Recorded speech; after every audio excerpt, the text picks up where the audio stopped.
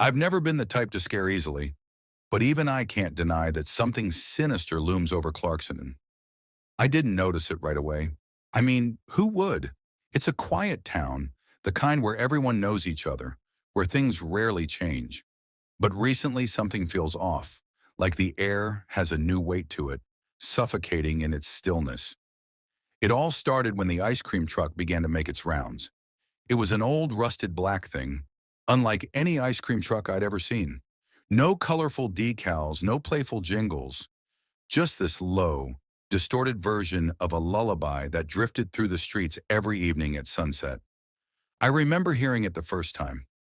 I was sitting on the porch with Tommy and Andrew. We were waiting for Jonathan to show up so we could head to the park and waste time like we always did. But then that music started. Tommy perked up, looking confused. "That's new, isn't it?" Andrew shrugged. "It's probably just a new guy in town. Maybe he's selling gourmet ice cream or something." The sound got louder, closer, but I couldn't shake the unease it stirred in me. I remember feeling it in my gut. Something wasn't right. The truck rolled into view, moving slowly like it was taking its time. The ice cream man driving it was even stranger. He had no face, no eyes, no nose, just this grotesque, ear-to-ear, toothy grin plastered across his pale skin. "Ugh, what's wrong with his face?" Tommy whispered, shuddering.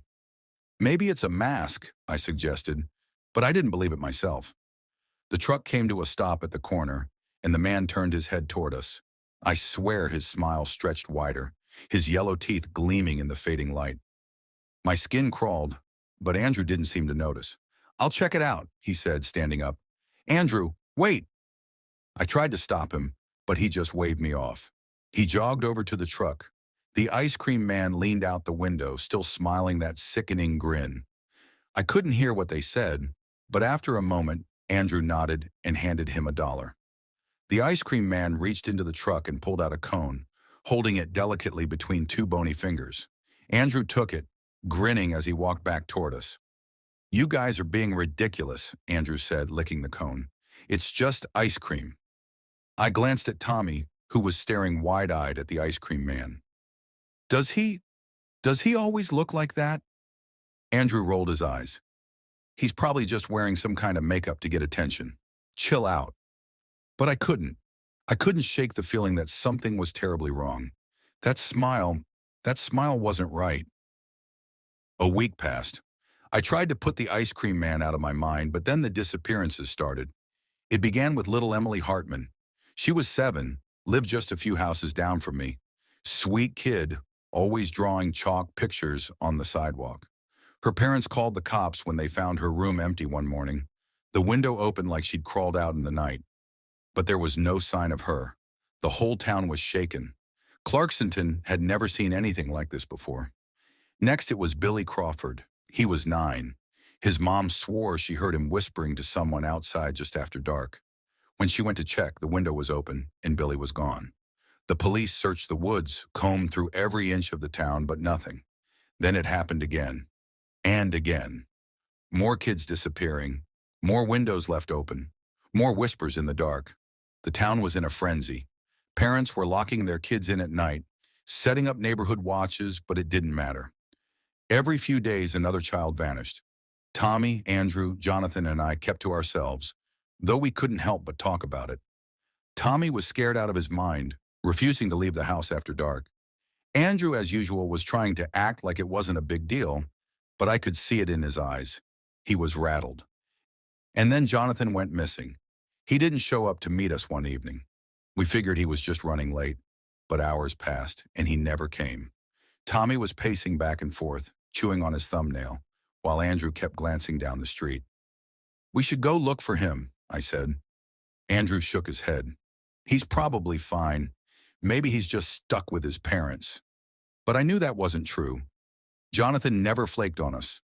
I felt it again, that sense of dread crawling under my skin. I stood up. "I'm going to check on him," I said, grabbing my jacket. Tommy stood too. "I'll come with you." We headed toward Jonathan's house, the night growing colder with each step.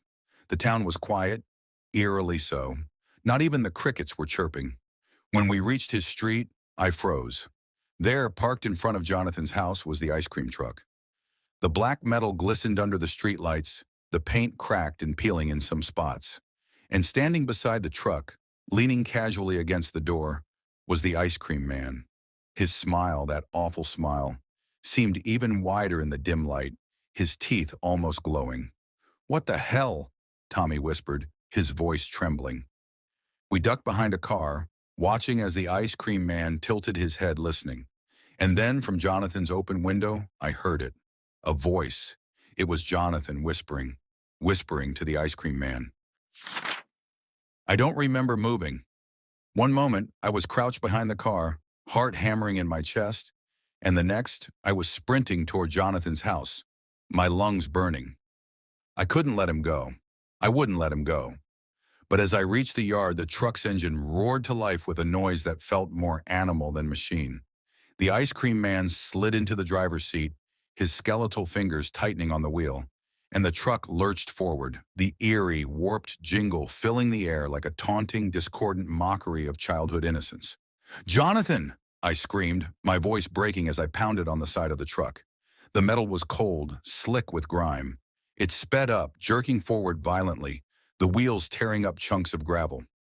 I ran alongside it, my fingers clawing at the rusty handle. But it was too late. The truck screeched around the corner, disappearing into the suffocating blackness of the night. Tommy staggered up beside me, his face pale, eyes wide, gasping for breath. "What do we do? What do we do?" I didn't have an answer. My thoughts spun wildly, unraveling like the fraying threads of a nightmare. The truck wasn't just taking the kids somewhere. It was taking them away from reality, to a place we couldn't understand, couldn't reach. But I didn't care if I had to follow that monstrous thing to the end of the earth, through every shadow-soaked alley, every nightmare-filled corner. I was going to find Jonathan. I was going to stop that thing. The next day, Tommy and I gathered supplies, flashlights, a map, knives we barely knew how to handle. My hands shook the entire time. Andrew refused to believe us at first. He sat there staring at the floor, rubbing his temples like he could erase the horror with enough pressure. But when I told him what I had seen, how Jonathan was talking to the ice cream man, his face turned the color of ash. He didn't say anything after that. He didn't need to. That night we waited. The air felt heavier, like the sky was pressing down on us, like the very world was bending under the weight of something foul. When the music returned, it was worse. Warped, garbled, the notes too slow, too wrong. It crawled into my ears, squirming and writhing like maggots, until I wanted to tear at my own skin just to make it stop.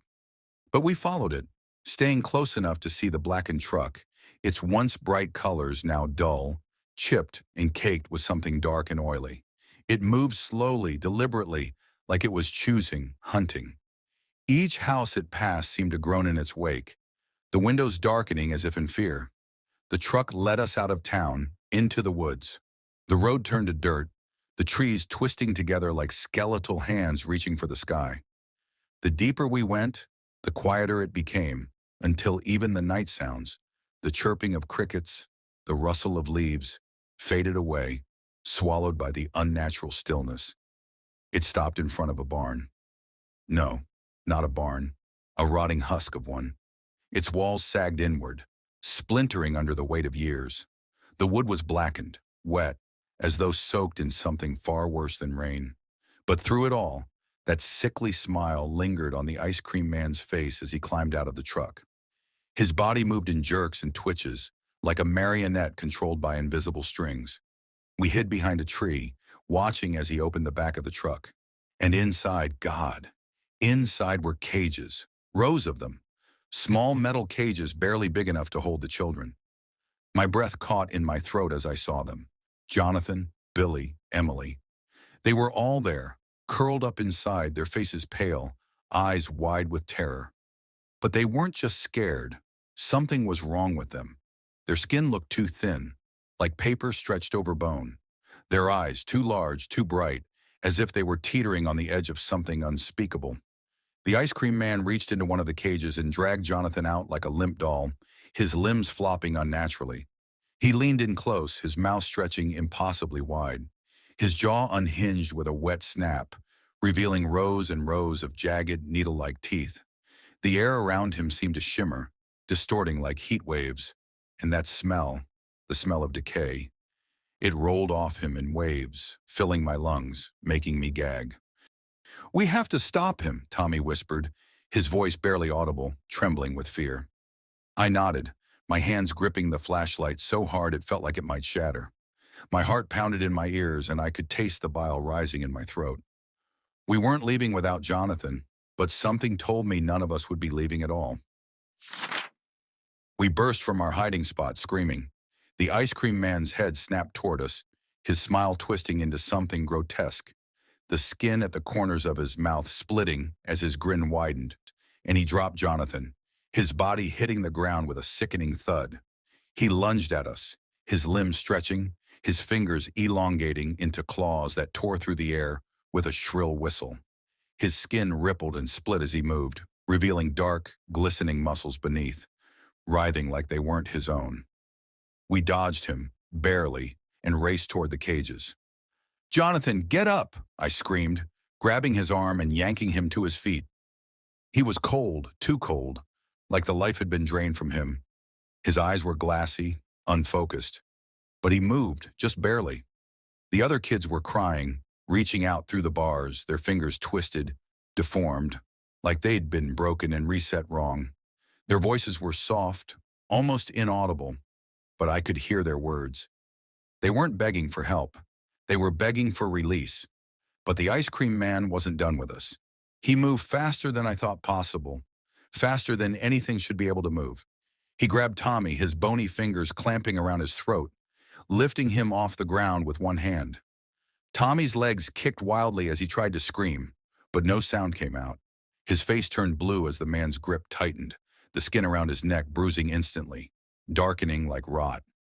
I tried to get to him, to pull him away, but my legs wouldn't move. The ice cream man's head tilted to the side, that horrible grin never faltering, and I saw it. For just a moment, I saw what lay beneath the mask, beneath the human skin. The thing that lurked beneath, the thing that wanted us all. The last thing I saw before everything went black was that smile, that awful, twisted smile, stretching wider and wider until it seemed to consume his entire face, devouring everything in its path as he dragged Tommy into the back of the truck. His voice followed me into unconsciousness. A low, rattling hum that vibrated in my bones, echoing through the night like the final, mocking breath of something ancient. We never found Tommy after that. We never found Jonathan either, or the ice cream man, or his black, monstrous truck. It was as though they had vanished into thin air, swallowed by the darkness that had come to claim them. The police searched for weeks, combing the woods, questioning everyone, but they had no answers. How could they, when the thing we had witnessed wasn't something from this world? As time passed, the town fell into an uneasy silence. Parents kept their children close, and the sound of an ice cream truck became a distant, unsettling memory, something whispered about in hushed tones. No one spoke openly about what had happened, but everyone knew. They knew the nightmare had been real. Eventually, people moved on, or tried to. The disappearances faded from the headlines, the story twisting into an urban legend. A warning passed down between generations. Stay away from the black truck. Stay away from the ice cream man.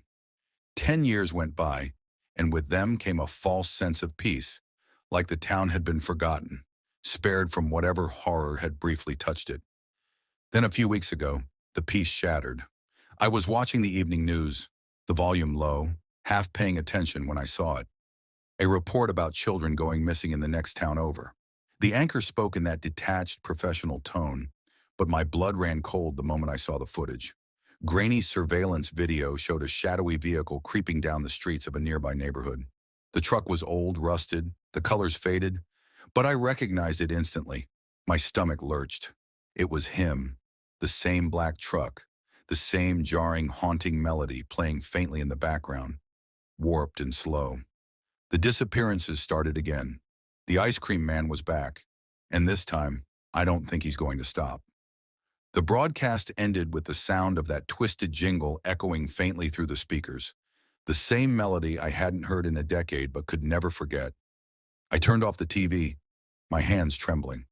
Somewhere out there in the darkness, he's still hunting.